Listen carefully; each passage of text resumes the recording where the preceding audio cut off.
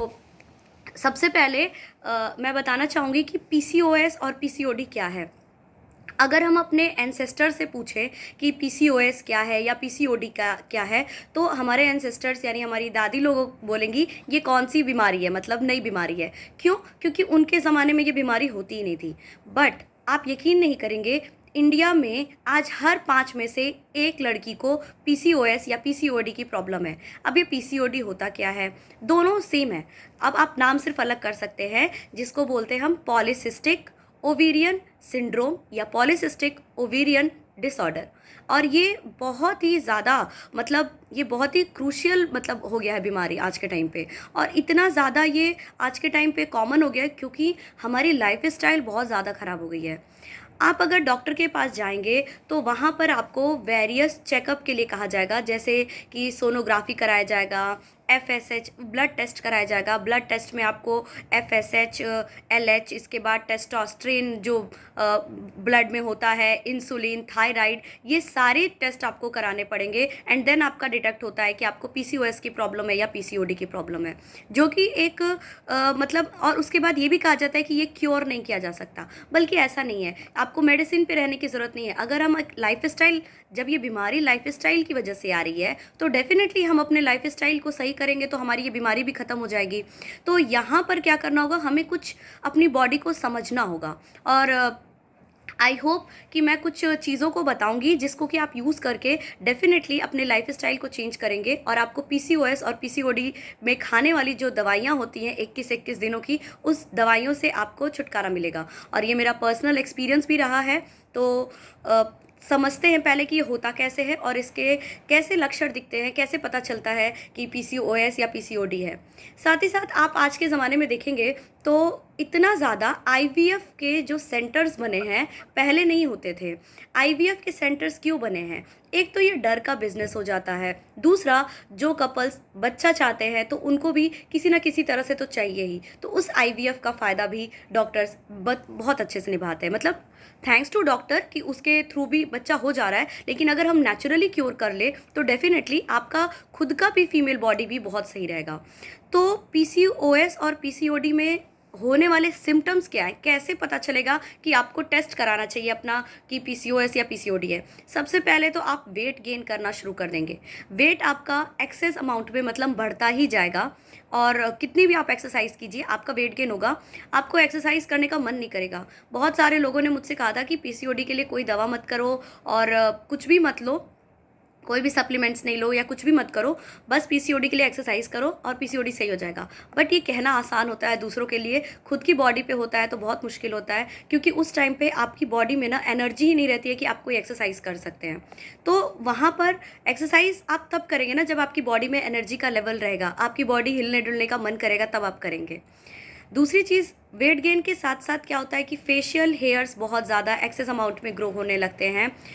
Third problem होती है कि आपके चेहरे पे एक्ने और पिंपल्स आने लगते हैं। फोर्थ प्रॉब्लम होती है आपका हेयर फॉल होने लगता है।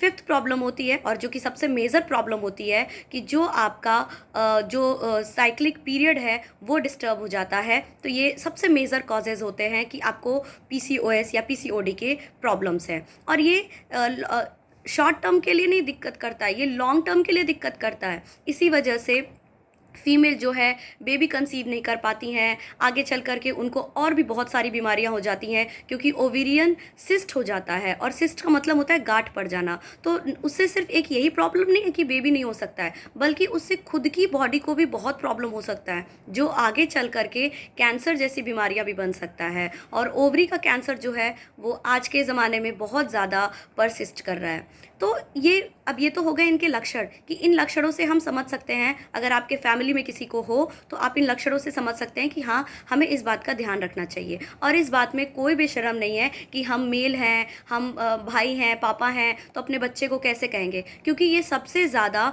जो यंग एज की लड़कियां हैं, 13 साल से लेकर के जो 30 साल की लड़कियों के बीच में है, ये बहुत ज़्यादा परसिस्ट करता है। तो आपको घर से शुरुआत करनी पड़ेगी। आप लोगों को बताइए, आप लोगों को समझाइए, क्योंकि ये बहुत बीमारी नहीं है कोई, ये नेचुरल चीज़ है। और नेचुरली अगर चीज़ों के बारे में अगर हम बात नहीं करेंगे तो वही आगे चल के बीमारियां और आईवीएफ जैसे टेक्नोलॉजी यूज़ करना पड़ेगा और बहुत सारी दिक्कतें हो जाएंगी। अब इसमें एक और चीज़ मैं बताना चाहूँगी कि मुझे जब मैंने दिखाया डॉक्टर को तो वहाँ पर यही पता चला मुझे कि ये जो है आपकी जेनेटिक बीमारी हो सकती है। रीज़न नहीं बताया। डॉक्टर कभी भी रीज़न्स नहीं बताएँगे, इसलिए क्योंकि रीज़न्स बताने का मतलब ये होता है कि हम उसको खुद ही क्योर कर लेंगे। वो मेडिसिन देते हैं, रीज़न्स नहीं बताते। रीज़न्स आपको खुद सर्च करना पड़ेगा। रीज़न में क्या होता है कि जो हमारा रीज़न है, जेनेटिक डिसऑर्डर तो होता ही है, साथ ही साथ मुझे ये लगता था कि हाँ मेरी लाइफस्टाइल ख़राब है क्योंकि मैं बहुत ज़्यादा जंक फूड खाती थी। और जंक फूड क्या है? जंक मतलब वैसे ही कूड़ा होता है। अब बताइए उस कूड़ा को हम खा रहे हैं तो डेफिनेटली वो हमारे बॉडी में जा कर के स्टिक करेगा और लॉन्ग टर्म तक जंक फूड खाने से हमको बीमारियाँ होंगी। तो ये हमारे जो पीसीओडी और पीसीओएस है, ये सिर्फ ओवरी की बीमारी नहीं है, बल्कि एक्चुअल में एक्चुअल में ये जो बीमारी है, ये बीमारी होती है किसके लिए, किसकी वजह से? इंटेस्टाइन की वजह से बीमारी होती है। जो हम गंदगी खा रहे हैं, हमारे पेट की वजह से ये बीमारी हो रही है। और इसका रीज़न मुझे बहुत बाद में पता चला था। तो उस टाइम से मैंने अपना डाइट को थोड़ा-सा चेंज कर लिया। थोड़ा-सा क्या, बहुत ही चेंज कर लिया मैंने तो। तो क्या होता है, मैं रीज़न बताऊँगी इसका कि इंटेस्टाइन, जैसे ही आप जंक फूड खाते हो तो जंक फूड में जो गंदगी होती है वो आपके इंटेस्टाइन में क्या होता है कि छोटे छोटे फिंगर लाइक स्ट्रक्चर होते हैं जिसको विलाई कहते हैं। तो वो विलाई उसको कैप्चर कर लेता है, उसमें वो जकड़ करके रख लेता है। जैसे खाना खाते हैं तो दांतों के आप देखोगे कभी कभी कुछ चीज़ें फंस जाती हैं दांतों में। तो वैसे ही जैसे ही दांतों में गैप होगा तुरंत वो चीज़ खाने में फंस जाएगी। तो वैसे ही जब हम जंक फूड खाते हैं तो उस जंक फूड में, जैसे जंक फूड में बेसिकली क्या खाते हैं? पिज़्ज़ा खाते हैं, चाउमीन खाते हैं, बर्गर खाते हैं, ये सब मैदे से बना हुआ है। और जो हमारे मम्मी पापा हमें मना करते थे बचपन से, मत खाओ, मैदा खाने से पेट में जम जाता है, चिपक जाता है, तो ये लिटरली ऐसा ही है। ये हमारे स्मॉल जो इंटेस्टाइन में विलाई हैं, वो जो विलाई है वो उसको एब्जॉर्ब कर लेता है, वो उसको पकड़ के रखता है। और धीरे धीरे जब वो कचड़ा जमने लगता है पूरा, तो पूरा इंटेस्टाइन खराब हो जाता है। पूरा वो जो कचड़ा है अब धीरे धीरे कहाँ जाएगा? तो वो कचड़ा जाता है हमारे ओवरीज के पास जाता है। और ओवरीज के पास जाता है तो वहाँ पर जब होता है तो वहाँ पर सिस्ट बना देता है ओवरी पे। तो जब हमारे खाने का कचड़ा वो ब्लड में मिल करके कहाँ जाता है? ओवरी के पास जाता है, तो वो ओवरियन सिस्ट बना देता है। वहीं पे जब वो कचड़ा ब्लड में मिल करके हमारे स्किन के पोर्स पे जाता है तो वो हम कहते हैं कि पिंपल्स, मतलब वो अब कचड़ा था ब्लड में और वो हमारे चेहरे पे निकल करके आ रहा है, तो वो क्या है? पिंपल्स और एक्ने कहते हैं, जिसमें आप देखोगे बहुत सारा, मतलब पूरा फेस ही गंदा हो जाता है। ठीक है, वही ब्लड में जब प्रॉब्लम होती है, ब्लड में जब गंदगी मिल जाता है तो ब्लड का फ्लो जो होता है वो कम हो जाता है। ब्लड का फ्लो जब कम हो जाता है तो क्या होता है कि हमारे सर तक ब्लड पहुंच नहीं पाता है, और वहाँ से जो हमारे बालों का जो हेयर फॉल है, मतलब वो होना बहुत, मतलब तेज़ी से बढ़ जाता है। क्यों? क्योंकि वहाँ तक ब्लड का सर्कुलेशन, ब्लड का फ्लो पहुँच नहीं पाता है। इसके बाद क्या होता है कि हमारा अगर वही ब्लड की जो गंदगी है या जो हमारे खाने की जो गंदगी थी वो हमारे बॉडी के बाकी पार्ट पे चिपकने लगता है या बढ़ने लगता है, तो वो हम कहते हैं ओबिसिटी हो गया। तो यानी कि ओवरऑल अगर हम देखें तो हमारा खान पान जो है वो डिसाइड करता है कि आपको पीसीओएस या पीसीओडी है कि नहीं है। और ये मतलब अगर हम अपने खान पान को चेंज कर दें तो डेफिनेटली हम अपने पीसीओएस और पीसीओडी को क्योर कर सकते हैं। पीसीओडी जो है इसको क्योर करने के लिए हमें अपने बॉडी को समझना होगा, और हम सबसे पहले कुछ टिप्स बताते हैं कि क्या क्या आपको करना होगा। सबसे पहले आपको पता है कि हमारा जो शरीर है वो 5 तत्वों से मिल करके बना है। ठीक है, 5 तत्वों से मिल करके बना है और इस 5 तत्वों का ही हम यूज़ करेंगे, और इस 5 तत्वों की वजह से ही हमारी बॉडी आज जैसी भी है। अगर हम बीमार हैं तो भी इसी की वजह से हैं, अगर हम एकदम फिट एंड फाइन हैं तो भी इसी की वजह से हैं। अगर हम देखें तो हमारे आसपास जितने भी लोग सुबह मॉर्निंग में उठ जाते हैं, अर्ली मॉर्निंग उठ जाते हैं और वो वॉक पे जाते हैं, थोड़ा सा ही करें, अगर वॉक थोड़ी सी ही एक्सरसाइज करें। मैं ये नहीं कह रही कि आप 2 घंटा तक एक्सरसाइज करिए, 2 घंटे तक वॉक करिए, क्योंकि आज के भाग दौड़ भरी ज़िंदगी में ये पॉसिबल नहीं है। तो थोड़ा थोड़ा भी अगर अपने बॉडी के लिए आप करते हैं तो डेफिनेटली आपकी बॉडी ना, मतलब एक ये इन्वेस्टमेंट आप कर रहे हो उसके ऊपर। जब हम कहते हैं हमारे पास टाइम नहीं है आधा घंटा, तो आप सोचिए जब अपने लिए टाइम नहीं है तो हम किसी और के लिए क्या कर सकते हैं। और जब हम एक खुद हेल्दी रहेंगे तो डेफिनेटली हम दूसरों का भी केयर कर सकते हैं। तो हमारी बॉडी में जो सबसे पहला तत्व बताएंगे हम, वो है आकाश, यानी कि स्पेस। स्पेस का मतलब अब ये नहीं कि आकाश से रिलेटेड, क्या स्पेस का मतलब होता है कि जो खाली जगह है। ठीक है, तो होता क्या है कि हमारी बीमारियां क्योर नहीं हो पाती हैं क्योंकि हम क्या है, हमेशा खाते रहते हैं, मतलब मॉर्निंग में खाया, लंच में खाया, स्नैक्स खाया, डिनर में खाया, खाते रहते हैं, तो हमारी बॉडी को हीलिंग करने का टाइम नहीं मिल पाता। आप एग्जाम्पल समझिए, अगर रोड पे गंदगी पड़ा है तो उस रोड को साफ करने के लिए क्या करेंगे, गाड़ियों को रोकना पड़ेगा ना पहले, या फिर गाड़ियाँ आती जाती रहेंगी और आप रोड की सफाई कर सकते हैं? पॉसिबल ही नहीं है, हमें गाड़ियों को पहले रोकना पड़ेगा, देन रोड की गंदगी को हटाना होगा। सेम हमारी बॉडी भी है, अगर हमको अपने इंटेस्टाइन को साफ करना है, अगर हमको अपनी पूरी बॉडी को डिटॉक्स करना है, पूरे ब्लड वेसल्स को साफ करना है, तो वहाँ पर क्या करना होगा, पहले कुछ देर के लिए हमारी बॉडी में जो हम खाना खा रहे हैं, क्योंकि बॉडी एक टाइम पे एक ही काम कर सकती है, या तो डाइजेशन का काम करेगी या तो सफाई का काम करेगी, तो हमें अपना खाना कुछ देर के लिए रोकना होगा। और इसी के लिए पुराने ज़माने में लोग उपवास करते थे, आप देखते होंगे। अच्छा, उपवास में भी आज का ट्रेंड क्या है, उपवास में हम बहुत सारी दूध से बनी हुई चीज़ें खाने लगते हैं, मीठा चीज़ें खाने लगते हैं, तो वो कहीं से भी आपकी बॉडी डिटॉक्स नहीं हो रही है। उपवास का मतलब जो हमारी मम्मी लोग करती हैं, जैसे कि पूरे पूरे दिन वो लोग कुछ नहीं खाती हैं, मतलब जल भी नहीं लेती हैं, तो आप कुछ ऐसा कर सकते हैं, अगर इतना जल लेकर के भी आप रख सकते हैं, थोड़ा आप इजी कर लीजिए उसको। और हमारे ग्रंथों के हिसाब से अगर देखें तो एकादशी का व्रत बहुत अच्छा माना जाता है, क्योंकि जो फीमेल की जो साइकिल होती है ना, मतलब जो फीमेल की बॉडी होती है वो टोटली डिपेंड करती है मून से, तो मून जो होता है ना वो अफेक्ट करता है हमारी बॉडी को, ठीक है। क्योंकि आप देखते होंगे कि मून का जो एक पूरा कंप्लीट करने का टाइम होता है वो भी 28 डेज़ का होता है, और जो हमारा पीरियड का टाइम होता है वो भी 28 डेज़ का होता है। तो मून से हमारी बॉडी डायरेक्टली इन्फ्लुएंस्ड होती है, डायरेक्टली काम करती है। तो आप ऐसा भी कर सकते हैं कि रात के टाइम में पानी में बॉटल भर के, मतलब बॉटल में पानी भर के आप उसको छत पे रख सकते हैं, और उसको जब रात भर उस पर मून लाइट पड़ेगा और मॉर्निंग में एम्प्टी पेट अगर आप उसको खाएंगे, तो ये कोई सुपरस्टिशन नहीं है, अंधविश्वास नहीं है, ये रियली, ये साइंटिफिकली प्रूवन है कि आप उस पानी को पिएंगे तो आपको बहुत असर करेगा। दूसरी चीज़, स्पेस की जो मैं बात कर रही हूँ, वहाँ पर आपको ये करना होगा कि आपको जो रात का डिनर है वो 6 या 7 बजे तक कर लेना है। उसके बाद अगर हमने अपने लाइफ में ये डिसिप्लिन बना लिया कि हम अब कभी भी इसके बाद नहीं खा सकते हैं, तो आप देखिएगा आपको 15 दिन के अंदर बहुत अच्छा रिजल्ट मिलेगा। और हमें कैसे खाना है, 6 या 7 बजे आपने खाना खा लिया, और बहुत सारे रिलीजन ऐसे हैं इवन जिसमें 6 बजे के बाद यानी सनसेट के बाद खाना नहीं खाते हैं। तो आप 6 या 7 बजे के बाद अगर डिनर नहीं करते हैं और मॉर्निंग में फिर आप 9 या 10 बजे ब्रेकफास्ट करते हैं, अब यहाँ पर भी बहुत सारे क्वेश्चंस होंगे, क्वेरीज होंगे जो भी आप डिस्कस करेंगे, लेकिन अभी ये सिर्फ उनके लिए है जिनको ये प्रॉब्लम है। सभी लोगों के लिए मैं ये नहीं कह रही, अगर आप अडॉप्ट करते हो तो बेटर है।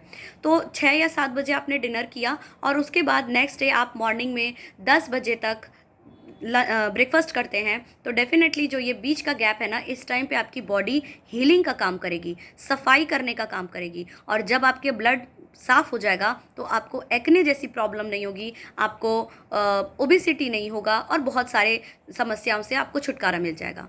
दूसरा होता है पानी, आकाश के बाद पानी। पानी क्या है, पानी का इंटेक बहुत ज़रूरी है, हर जगह बताया जाता है आपको पानी पीना है बहुत ज़्यादा, लेकिन पानी सही तरीके से पीना है। सिप सिप करके पानी पीने को क्यों बताया जाता है और एक ही बार पानी पीने को क्यों नहीं बताया जाता? सिप सिप करने से क्या होता है ना कि वो धीरे धीरे ना इंटेस्टाइन में जा करके उसकी सफाई करता है। एक ही बार पानी पी लेने से क्या होता है, वो पूरा गंदगी नहीं साफ कर पाता, वो डायरेक्टली वो मतलब हमारे किडनी से फिल्टर होके मतलब वो चला जाता है, ठीक है। एक ही बार कोई चीज़, जैसे मान लो एक बॉटल में कुछ गिरा रहे हो आप, तो एक होता है धीरे धीरे गिराओ, ठीक है, और एक होता है आप डायरेक्टली गिरा लो, तो उन दोनों का भी फ़र्क पड़ता है। और वाटर का इंटेक का मैंने बताया कि मैंने इसके पहले बता रखा है कि वाटर इंटेक का सही तरीका क्या है। नेक्स्ट अगर हम बात करें तो वायु यानी कि एयर कैसे मिलेगा हमें, तो एयर हमें मिलेगा जब हम मॉर्निंग में उठ करके वॉक करने जाएंगे। और पीसीओडी और पीसीओएस जिनको भी है, अगर वो जॉगिंग सबसे बेस्ट है, क्योंकि क्या होता है आज के टाइम पे ना, मतलब जो हमारा लाइफ स्टाइल है वो एक चेयर पे स्टिक होके रह गया है, सब कुर्सी का ही दिक्कत है। क्या दिक्कत है कुर्सी का, तो आप घर में हैं बैठे, चेयर पे बैठे हैं, आप कहीं जा रहे हो, फिर वहाँ पर ऑफिस का वर्क कर रहे हो, वहाँ पर भी चेयर पे बैठे हैं, तो मतलब लॉन्ग सिटिंग की वजह से क्या होता है कि आपकी बॉडी में मूवमेंट नहीं हो पाता, आपकी ओवरीज, आपके बाकी इंटरनल बॉडी ऑर्गन्स का मूवमेंट जब नहीं हो पाता, तो जाहिर सी बात है कि आपको दिक्कत होगी। जॉगिंग जो है वो बेस्ट है, लेकिन अगर आप जॉगिंग नहीं कर सकते हैं तो आप धीरे धीरे वॉक करना शुरू कीजिए, और अपने वॉक के साथ साथ उसमें 5 मिनट का जॉगिंग ऐड कीजिए, 10 मिनट का जॉगिंग ऐड कीजिए, डेफिनेटली आपको बहुत ही हेल्पफुल रहेगा। साथ ही साथ जो मॉर्निंग का एयर होता है ना वो बेस्ट होता है। उस टाइम पे कोई पॉल्यूशन नहीं होता है। आप देखेंगे जितने भी लोग हैं, मतलब हम लोग वेस्टर्न कल्चर से इन्फ्लुएंस होकर के अपनी लाइफस्टाइल ख़राब कर लिए थे, अब हम फिर से वापस से अपने पुराने वाले कल्चर पे जा रहे हैं, और ये मैं हमेशा बताती हूँ। फिर उसके बाद अगर हम एयर लेते हैं तो उससे ना सिर्फ हमारा पीसीओडी सॉल्व होगा, बल्कि और भी बीमारियों से हम बचेंगे। हमारी ब्रीदिंग प्रॉब्लम कभी नहीं होगी, अस्थमा जैसी बीमारियां भी सही हो सकती हैं। इसके अलावा लंग्स डिजीज़ नहीं होगा, कोई भी डिजीज़ नहीं होगा अगर हम मॉर्निंग में उठ करके एक्सरसाइज करना शुरू कर दें। ना डायबिटीज़ होगा, ना कोलेस्ट्रॉल बढ़ेगा, कोई भी बीमारियां नहीं होगी। तो जो वायु तत्व है वो बहुत इंपॉर्टेंट है। नेक्स्ट है हमारा sunlight. Sun is the ultimate source of energy on the earth. इस पृथ्वी पर सन, सूर्य जो है, यही है जो सभी चीज़ों को मतलब एनर्जी देता है। कैसे एनर्जी देता है? हम जो प्लांट्स खाते हैं वो कैसे बनाते हैं अपना खाना? वो सन की रोशनी में ही बनाते हैं। तो सन जो है हमारे लिए बहुत बेनिफिशियल है। हम डेली अगर मॉर्निंग में 5 मिनट, मतलब सन की ना हमें लाइट लेनी है, उसकी एनर्जी लेनी है, ना कि अब जाके धूप में हम बैठ जाएं। सन की एनर्जी लेंगे तो हमको विटामिन डी हमारी बॉडी में मिलेगी, हमारी हड्डियां मजबूत होंगी, हमको बहुत सारा, हमारा पूरा बॉडी हील करेगा। तो हमें 5 मिनट सन के एक्सपोजर में आना है और बिल्कुल रिलैक्स होकर के आना है। और अपने, इसीलिए आप देखते होंगे कि योगा में सूर्य नमस्कार किया जाता है। ये एक तरीके से एक्सरसाइज भी है पूरी बॉडी का। साथ ही साथ हम जो चीज़ से हमें फ़ायदा है, जिस प्रकृति की जिन चीज़ों से हमें फ़ायदा है, उसको एक आभार व्यक्त करने का एक तरीका भी है। तो हमें गॉड सन को आभार व्यक्त करना चाहिए और सनलाइट को लेना चाहिए। इसके अलावा हमें जो हमारा नेक्स्ट है वो है कि प्राकृतिक के फूडों को खाना है। जो भी लिविंग फूड हैं उनको खाना है। लिविंग फूड को कैसे खाना है? जैसे प्लांट्स, ऐसे प्लांट्स खाने हैं जिनमें, मतलब देखिए इसमें क्या है, लिविंग फूड को खाने का मतलब कि जो हम नॉनवेज खाते हैं, हमने सुना है कि उसमें बहुत विटामिन मिलता है, बहुत मिनरल्स मिलता है। नॉनवेज, मतलब हम में से बहुत सारे लोग नॉन वेजिटेरियन हैं, लेकिन वो क्या होता है कि वो लिविंग नहीं है। वो क्या दोबारा ग्रो कर सकता है? नहीं कर सकता है। लेकिन पौधा जो हम खा रहे हैं ना, वो ग्रो कर सकता है दोबारा। पौधे का जो बीज है वो दोबारा ग्रो कर सकता है। तो हमारी बॉडी में भी जब जाता है तो वहाँ पर रीग्रोइंग के प्रोसेस चलते हैं। तो इसलिए हमें हमेशा ऐसी चीज़ों को खाना चाहिए जो कि नेचर से हमको फ्री ऑफ कॉस्ट मिल रहे हैं। एक और चीज़ है यहाँ पे कि हम दूध के कंजम्पशन को क्यों रोकते हैं। एक्चुअली दूध जो है वो आज के टाइम पे ना इंजेक्शन लगाया जाता है। गाय को इंजेक्शन लगाया जाता है, भैंस को इंजेक्शन लगाया जाता है, जिसमें पूरे वो जो दूध गाय का आप पी रहे हो, भैंस का पी रहे हो, उसमें ना पूरे हार्मोन्स के, मतलब जो भी गाय के अंदर हार्मोन से अच्छे बुरे जो भी चल रहे हैं वो सब उनके दूध में आ जाता है। तो वो भी हमको कहीं ना कहीं बहुत दिक्कत करता है। इसलिए दूध को स्किप करने के लिए कहा जाता है, क्योंकि हमें नहीं पता कि हम किस गाय का दूध पी रहे हैं, उस गाय में क्या हार्मोनल चेंजेस हैं। तो हमें जो प्राकृतिक से डायरेक्टली खाना मिले, यानी कि हमें जो डायरेक्टली सब्जियों को तोड़ के खा रहे हैं वो खाना चाहिए। अपने डाइट से हमें मैदा या जितना भी होलसम ग्रेन खाना है। होलसम ग्रेन का मतलब आटा बिना चाले खाना है, क्योंकि उसकी जो आटे के अंदर जो बाकी चीज़ें भी होती हैं वो बहुत हेल्दी होता है। साथ ही बाजरा, और ये तो 2023 का जो साल है वो तो मिलेट्स के लिए, मतलब सरकार भी इस पे इनिशिएटिव कर रही है। तो ये बाजरा खाना है, जौ खाना है, मतलब आप देखेंगे आजकल मिक्स रोटियां सब लोग खा रहे हैं। क्यों खा रहे हैं? क्योंकि वो होलसम है, वो हमारी बॉडी के लिए अच्छा रहेगा। इसके अलावा हमें पानी बहुत ही ज़्यादा मात्रा में पीना है, और ये सारी चीज़ें हमें करना है। जिस छोटी छोटी चीज़ें हैं जिनको हम अपना करके अपनी बॉडी को रीहील कर सकते हैं, अपने बीमारियों को दूर कर सकते हैं, और ना सिर्फ पीसीओडी पीसीओएस बल्कि और भी कोई भी बीमारी होने से अपने आप को बचा सकते हैं। और इसके अलावा भी बहुत सारी चीज़ें हैं, जैसे कि एक तो मैंने जो मूनलाइट का बताया वो आप यूज़ कर सकते हैं। और डेफिनेटली आप देखेंगे कि एक टाइम के बाद आपको आगे चल करके आईवीएफ जैसी टेक्नोलॉजी का यूज़ नहीं करना होगा। और साथ ही साथ जब हम ये पांचों चीज़ों को फॉलो करेंगे तो हमारा जो ब्लड है वो साफ़ हो जाएगा, और ब्लड साफ़ हो जाएगा तो एक टाइम में आप देखेंगे कि आपके चेहरे पे पिंपल्स आना बंद हो जाएंगे। साथ ही साथ आपका जो फेशियल हेयर है वो भी रिड्यूस हो जाएगा, आपका हेयर फॉल रिड्यूस हो जाएगा। आप फिर से, आपके बाल बहुत ही अच्छे हो जाएंगे, क्योंकि आपके सिर तक खून की सप्लाई जो है वो सही मात्रा में पहुंच पा रही है। आपकी ओवरी जो है वो बिल्कुल एग रिलीज़ करने लगेगी, और आपकी ओवरी बिल्कुल सही हो जाएगी। तो ये सब चीज़ों को आप फॉलो अप कर सकते हैं। साथ ही साथ अगर मतलब ये बहुत ही मतलब रिकमेंडेड है कि आप इसको वुमेन चॉइस को भी यूज़ कर सकते हैं। और इसके अलावा आप अपने मतलब डेली रूटीन लाइफ स्टाइल को चेंज करिए, डेफिनेटली आपको हेल्प मिलेगा। और आप इसको अपने जितने भी आप जिनका भी वेल विशर हैं आप उनको बताइए कि आपको क्या क्योर करना है, क्योंकि अक्सर हमें पता चलता है कि हमें क्योर करना है ओवरी को, सिस्ट को क्योर करना है। अच्छा, ओवरी सिस्ट को क्योर करने से एक और चीज़ है कि मेडिसिन जो मिलता है इसमें 21 डेज़ के लिए मेडिसिन मिलता है, विदाउट गैप उस मेडिसिन को खाना होता है। आपको पता है उस मेडिसिन में वही चीज़ें मिली होती हैं जो एक गाय और जितने भी दूध देने वाले जंतु हैं उनके अंदर उसका इंजेक्शन लगाया जाता है, हार्मोनल्स इंजेक्शन लगाया जाता है, और वो चीज़ हम दे रहे हैं तो उनको तो ज़बरदस्ती लगाया जाता है। बट हम तो समझदार है ना, हम उस चीज़ को मना कर सकते हैं ना, तो हमें उस चीज़ को समझना होगा कि हम वो गाय और भैंस नहीं है जिनके ऊपर आप लोग वो एक्सपेरिमेंट ट्राई कर रहे हो और हमारे हार्मोन्स के अंदर चेंजेस कर रहे हो। अब कहते हैं कि क्या इन चीज़ों को फॉलो करके क्या कोई भी फीमेल जो है वो कंसीव कर सकती है? यस, डेफिनेटली कर सकती है। पीसीओडी और पीसीओएस को क्योर किया जा सकता है। आप सोचिए कि एक पेड़ कब सूख जाता है? जब उसको प्रॉपर हवा नहीं मिलता, जब उसको प्रॉपर सनलाइट नहीं मिलता, जब उसको प्रॉपर पानी नहीं मिलता, तो वो पेड़ सूख जाता है और उस पेड़ पे कोई भी सीड्स या फ्रूट या लीव्स ग्रो नहीं करते हैं। तो वैसे ही एक फीमेल बॉडी है, माँ मतलब जो फीमेल बॉडी है वो भी क्या करती है, रीबर्थ मतलब रीग्रोथ कराती है। तो रीग्रोथ कराती है तो यानी कि जब हमको सही तरीके से ये सारी चीज़ें मिलेगी तो डेफिनेटली हम एक मतलब नए ग्रोथ के लिए और नई चीज़ों को हम भी ग्रो करा सकते हैं। ठीक है, तो डेफिनेटली होप आपको अच्छा लगा होगा और आप डेफिनेटली आपको और आपकी फैमिली को हेल्पफुल होगा। Thank you.